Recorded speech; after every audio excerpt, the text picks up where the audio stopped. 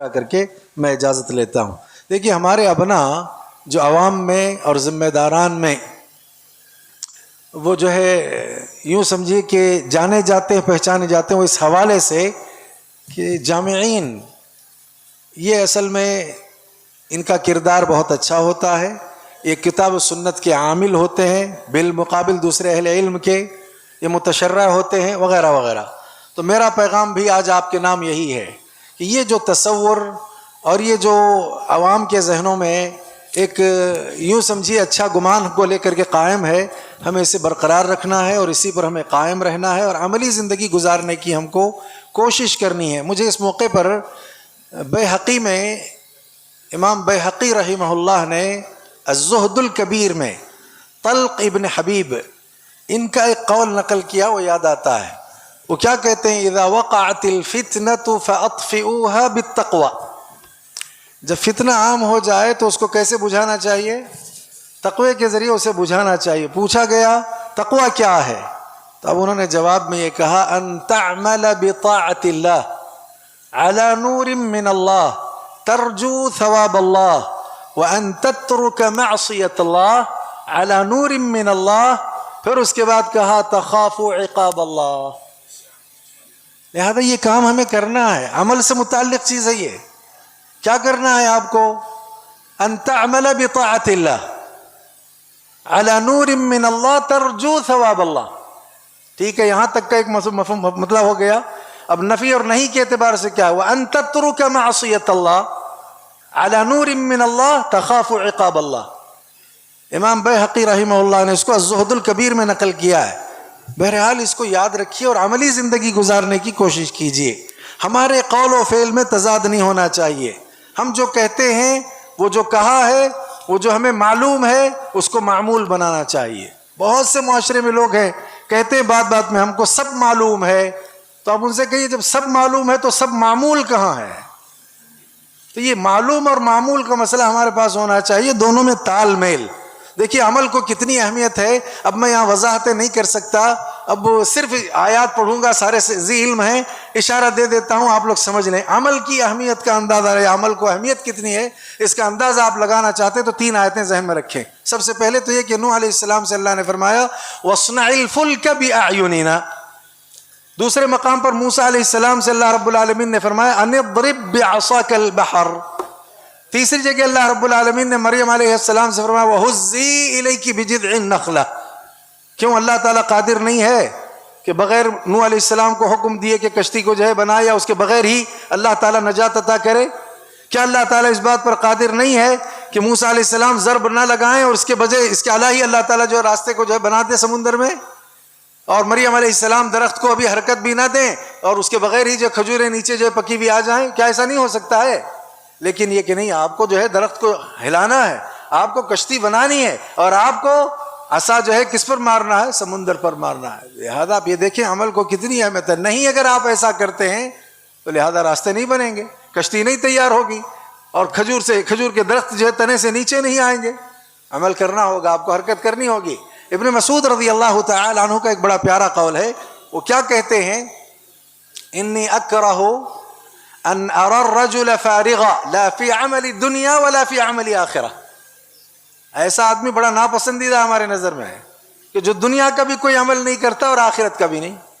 انی اکرہ ان ارى الرجل فارغا لا عمل فی دنیا ولا عمل فی آخرہ۔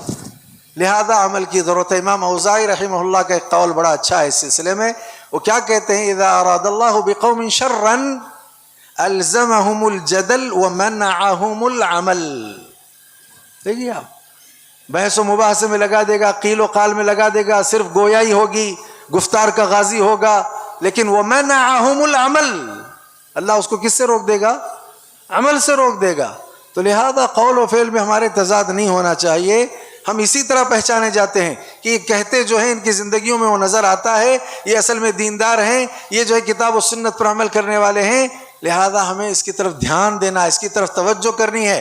آخری بات بتا کر کے اپنی جگہ لوں گا۔ ایمان ہم کہتے ہیں، اگر اس ایمان سے عمل کو خارج کر دیں آپ تو ایمان کی کوئی قیمت نہیں ہے۔ ایمان جو ہم کہتے ہیں اس ایمان سے عمل کو اگر آپ خارج کر دیں تو اس ایمان کی کوئی قیمت نہیں.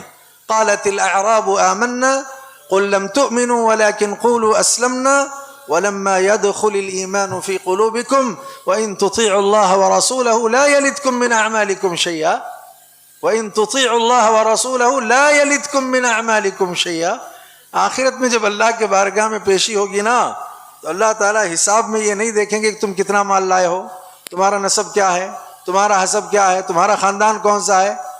وہاں اعمال کے وہاں جو جس چیز کو اللہ تعالیٰ دیکھیں گے وہ اصل شے ہوگی اعمال, کہ ابھی عمل کیا لے کر کے آئے. اسی لیے قرآن میں دیکھیے آیت کریمہ میں اختتام پر غور کریں. اللہ نے فرمایا وَلَوْ شَاءَ اللَّهُ لَجَعَلَكُمْ أُمَّةً وَاحِدَةً وَلَكِنْ يُضِلُّ مَنْ يَشَاءُ وَيَهْدِي مَنْ يَشَاءُ وَلَتُسْأَلُنَّ عَمَّا كُنْتُمْ تعملون.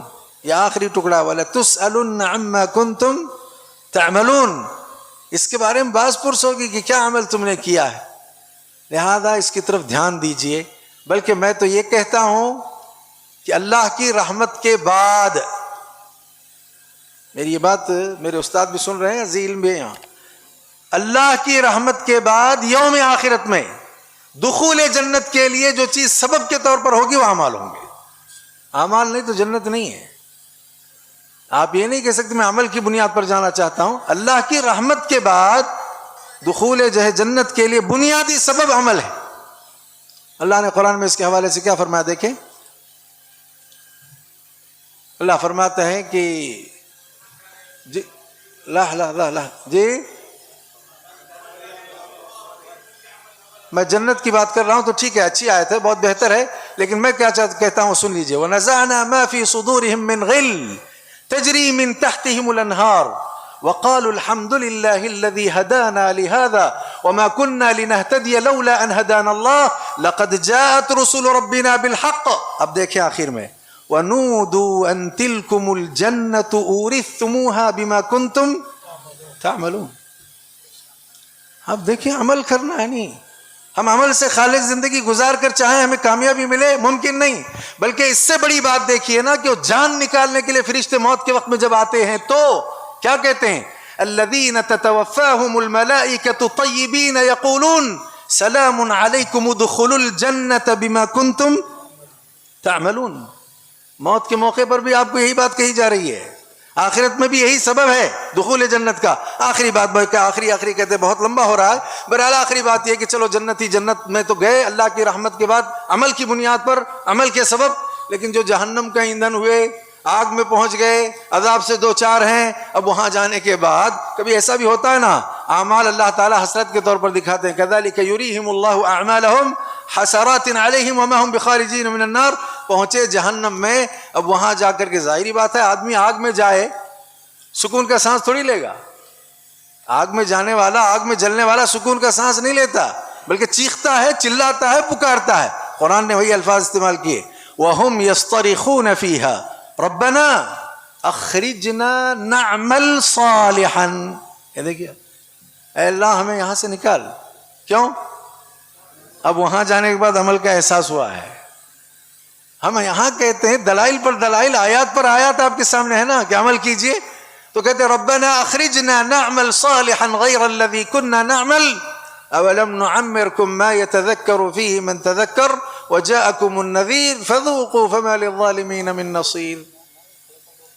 آخری بات یہ ہے کہ دیکھیں سورۃ الفرقان میں عباد الرحمن کے آخری رکوع میں اوصاف ہیں, اس میں بہت سے اعمال بتائے گئے ہیں کہ یہ لوگ اللہ کے ساتھ کسی کو شریک نہیں کرتے, زنا نہیں کرتے, قتل نہیں کرتے, اور بہت ساری چیزیں, درمیانی چال چلتے ہیں, اسراف نہیں کرتے, اور راتوں میں قیام کرتے ہیں, وغیرہ وغیرہ. وہاں عمل سے متعلق بہت ساری باتیں ہیں. لیکن یہ دیکھیں آپ سورہ آل عمران کے آخر میں جب آپ پہنچتے ہیں تو وہاں صرف دو باتوں کا اللہ رب العالمین نے تذکرہ کیا, ایک ہے ذکر اور دوسرا ہے فکر. یہ بھی ایک عمل ہے. اعضاء سے جو آپ عمل کرتے ہیں اس سے قبل آپ تفکر کرتے ہیں, غور و فکر کرتے ہیں, اللہ کی معرفت کرتے ہیں, اور اس کے تقاضے کو پورا کرنے کے لیے اعضاء و جوارح سے عمل شروع کر دیتے ہیں. دیکھیے یہ بھی ایک عمل ہے کہ ذہن کا صحیح استعمال, صلاحیت کا صحیح استعمال, اور اللہ تعالیٰ کا ذکر. دیکھیں اللہ نے فرمایا ان فی خلق السماوات والارض واختلاف اللیل والنہار لآیات لأولی الالباب الذین یذکرون اللہ قیاما وقعودا وعلی جنوبہم وَيَتَفَكَّرُونَ فِي خَلْقِ السَّمَاوَاتِ وَالْأَرْضِ ربنا ما خلقت هذا باطلا سبحانك فقنا عذاب النار ربنا إنك من تدخل النار فقد أخزيته وما للظالمين من أنصار ربنا إننا سمعنا مناديا ينادي للإيمان أن آمنوا بربكم فآمنا ربنا فاغفر لنا ذنوبنا وكفر عنا سيئاتنا وتوفنا مع الأبرار ربنا وآتنا ما وعدتنا على رسلك ولا تخزنا يوم القيامة إنك لا تخلف الميعاد. یہاں تک ہو گیا. دعا، ذکر، فکر، یہ ساری چیزیں آپ نے کی.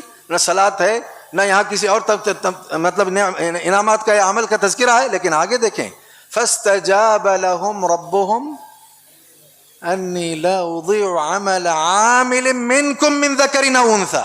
یہ دیکھیے آپ نے صحیح فکر کیا ہے, آپ نے ذکر کیا ہے. ابھی صوم صلاۃ یہ سارے تقاضے تو آئیں گے بعد میں, لیکن یہ کہ عقل کا صحیح استعمال, اللہ نے دی یہ نعمت, آپ کے اندر یہ فہم عطا کیا ہے, سمجھ عطا کی, آپ نے معرفت رب کی اور اس کے تقاضے کو پورا کرنا شروع کر دیا. لہذا اس اعتبار سے اللہ فرماتے ہیں فاستجاب لهم ربهم انی لا اضيع عمل عامل منکم من ذکر او انثى, چاہے مذکر مؤنث, عامل ہے عمل کرنے والا ہے, بس ختم. بس آخری بات یہ ہے کہ دوام اختیار کیجئے عمل میں. احب الاعمال الی اللہ ما دوم وان قل, اعمال پر صبر کیجئے, خاص کر کے جو معمورات ہیں اس پر صبر, جو محظورات ہیں اس پر صبر. پھر آپ سے زیادہ اچھا عامل کوئی ہے ہی نہیں. کیوں؟ معمورات پر صبر کرتا ہے اور محظورات پر بھی کیا کر رہا ہے, صبر کر رہا ہے, تو بہت اچھا عامل ہو گیا. لیکن اس کے باوجود تقدیری فیصلوں کے تحت آزمائش آ جاتی ہیں تو اس پر بھی شکوے شکایتیں نہ ہوں, اس پر بھی آپ کو صبر کرنا چاہیے. مقدورات ہیں, معمورات پر صبر ہو, محظورات پر صبر ہو, مقدورات پر بھی آپ کو صبر کرنا ہے. نتیجے میں آپ سے بہتر کوئی آدمی نہیں, آپ سے زیادہ اچھا کوئی عامل نہیں. اللہ نے کتنی جگہ قرآن میں کہا فاصبر ان العاقبۃ للمتقین, فاصبر ان وعد اللہ حق, فاصبر ان وعد اللہ حق. سورہ غافر اٹھا کر پڑھیں, ماشاءاللہ بے شمار الفاظ ہیں یہاں بھی. بلکہ یہاں تک کہا فاصبر لحکم ربک, بلکہ یہاں تک اللہ رب العالمین نے کہا کہ اے نبی فاصبر کما صبر اولو العزم من الرسل ولا تستعجل لهم. بلکہ ایک جگہ کہا فاصبر, بلکہ وہ کیا ہے آیت کریمہ ولا تکن کصاحب الحوت, ہے نا, کہ بھائی آپ اس کی طرح سے. جی الحمدللہ. تو معلوم ہوا کہ آپ کو دوام اختیار کرنا ہے, اعمال پر صبر کرنا ہے. اور آخری بات مصالحت عامہ جو ہے نا, عام مصالح جو ہیں, مصلحت, اس کو آپ ذاتی مصلحتوں پر مقدم رکھیے. اس کی تفصیل کا ایک لمبا وقت ہے. میرا پیغام آپ تمام کے نام یہی ہے کہ جو ہم سنتے رہے ہیں یہاں اہل علم کی زبانی کل سے آج تک, اس کے علاوہ بھی, لہذا ان جو ہے باتوں کو عملی شکل دینے کی کوشش کریں. کامیابی اصل میں عمل کے ذریعے میں حاصل ہوتی ہے. کامرانی سے ہم ہمکنار اسی وقت ہوں گے جب ہماری زندگی میں کتاب و سنت اور احکام جو ہیں وہ جو ہے ہماری عملی زندگی میں موجود ہوں اور ہم اس کے ذریعے کامیابی چاہیں. اللہ مجھے آپ سب کو اس کی توفیق عطا فرمائے.